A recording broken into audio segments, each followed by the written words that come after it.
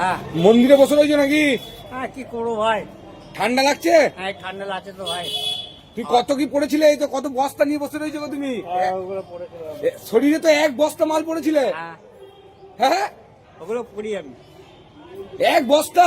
এক বস্তা। কটা পড়ো রোজ গায়ে? চারটে। চারটে? এই দুটো আর দুটো চারটে। আবার চাদর নাও চাদর একটা। পাঁচটা।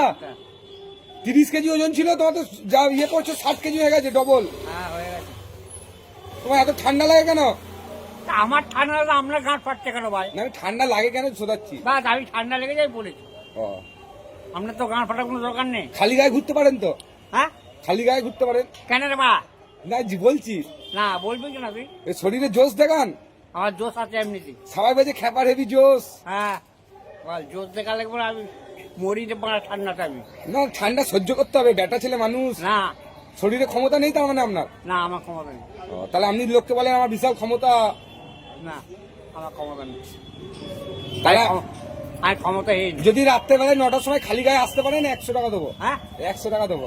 তোর টাকারও দরকার নেই আর 100 টাকারও দরকার নেই।